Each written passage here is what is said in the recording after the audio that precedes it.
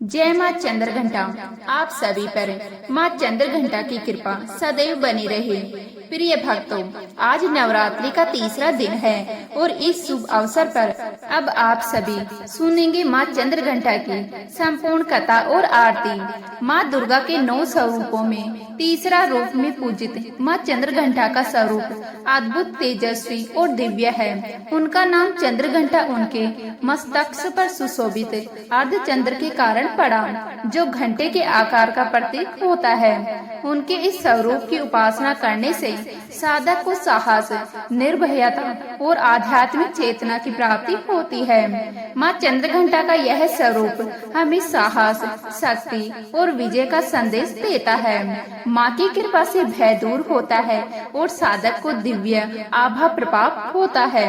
पौराणिक कथा के अनुसार जब देवी पार्वती ने कठोर तपस्या कर भगवान शिव को पति रूप में प्राप्त किया, तब उनका विवाह एक सामान्य गृहस्थ की तरह नहीं बल्कि एक योगी और महादेव के अनुरूप होना निश्चय हुआ।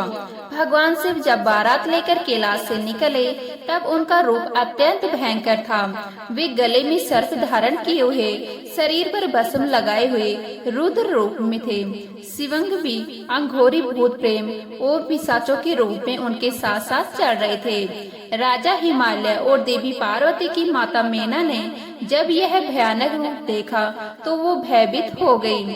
तब माता पार्वती ने अपने दिव्य शक्ति रूप को प्रकट किया। उन्होंने अपने मस्तक पर अर्धचंद्र धारण कर लिया, 10 भुजाओं में शस्त्र धारण किए और सिंह पर आरूढ़ होकर अपने दिव्य सौम्य तथा रुद्र रूप का संतुलन साध लिया। उनके मस्तक पर घंटे के आकार का अर्धचंद्र उनकी देवी शक्ति का प्रतीक बना।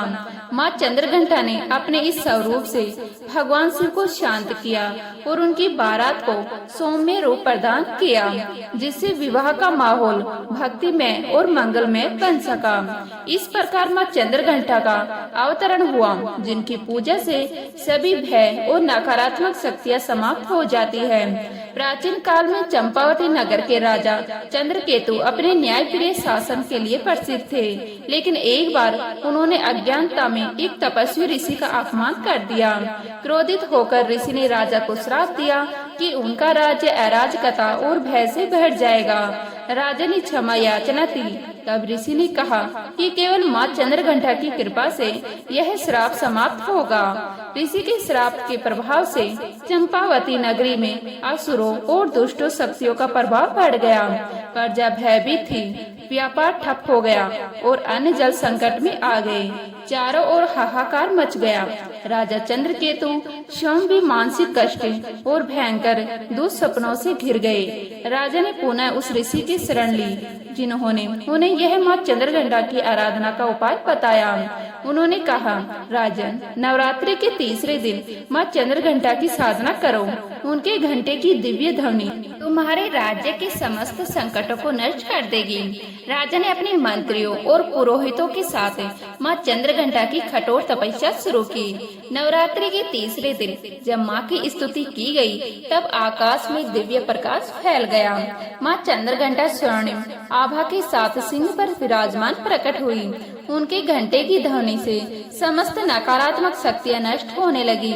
माँ चंद्रघंटा के प्रकोप से चंपावती नगर में फैली अराजकता समाप्त होने लगी। उनके घंटे की ध्वनि से सभी दुष्ट असुर भयभीत होकर भागने लगे। माँ ने अपने त्रिशूल से समस्त दानों का संहार कर दिया और नगर में पुनः सुख शांति स्थापित हुई।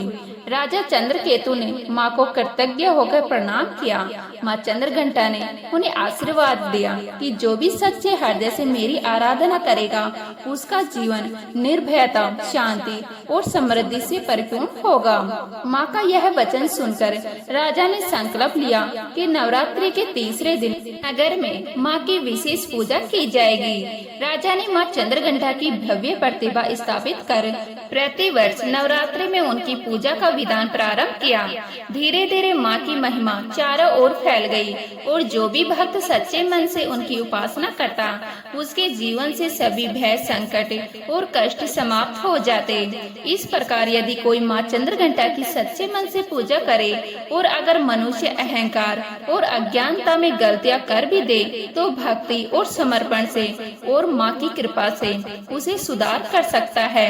माँ चंद्रघंटा की आराधना से इस प्रकार सभी प्रकार की नकारात्मक शक्तियाँ दूर होती है और भक्तों को उनकी कृपा प्राप्त होती है। प्राचीन काल में महिषासुर नामक एक अत्यंत शक्तिशाली असुर हुआ। उसने घोर तपस्या कर ब्रह्मा जी से अमृत का वरदान मांगा। ब्रह्मा जी ने कहा कि अमृत तो संभव नहीं, लेकिन वह किसी भी देवता या पुरुष के हाथों नहीं मारा जाएगा। यह वरदान दिया। महिषासुर ने इसे अपनी अजयता का संकेत समझकर त्रिलोक में आतंक मचाना शुरू कर दिया। उसने इंद्रलोक पर आक्रमण किया, देवताओं को पराजित किया और स्वयं स्वर्ग का स्वामी बन बैठा। भयभीत देवता भगवान विष्णु और शिव जी के पास पहुँचे और महिषासुर के विनाश का उपाय पूछा। तब सभी देवताओं की ऊर्जा से एक अद्भुत शक्ति प्रकट हुई। यह शक्ति देवी दुर्गा का तेजस्वी रूप थी, लेकिन जब उन्होंने देखा कि महिषासुर छल और क्रूरता से आक्रमण कर रहा है, तब वो एक और रौद्र रूप से प्रकट हुई, माँ चंद्रघंटा। तब उनके मस्तक पर अर्धचंद्र था, जो घंटे के समान प्रतीक होता था। उनका दिव्य रूप अत्यंत तेजस्वी था। उनकी 10 भुजाओं में अस्त्र शस्त्र चमक रहे थे। वो सिंह पर सवार कर रणभूमि में गर्जना कर रही थी। माँ चंद्रघंटा ने महिषासुर को युद्ध के लिए ललकारा। जैसे ही उनके घंटे की ध्वनि रणभूमि में गूंजी, महिषासुर की सेना में हाहाकार मच गया। माँ ने अपने त्रिशूल से कई असुरों का संहार कर दिया। उनके घंटे की ध्वनि से असुर भयभीत होकर भागने लगे। महिषासुर ने कई बार रूप बदले, कभी सिंह, कभी हाथी तो कभी भयंकर राक्षस, लेकिन माँ हर बार उस पर प्रहार करती रही। तो अंत में जब महिषासुर ने एक भयंकर भैंसे का रूप धारण कर माँ पर आक्रमण किया, तो उन्होंने अपनी तलवार से उसका सिर धड़ से अलग कर दिया। इस प्रकार माँ चंद्रघंटा के पराक्रम से महिषासुर का अंत हुआ और देवताओं को पुनः स्वर्ग का अधिकार प्राप्त हुआ। कथा समाप्त हुई।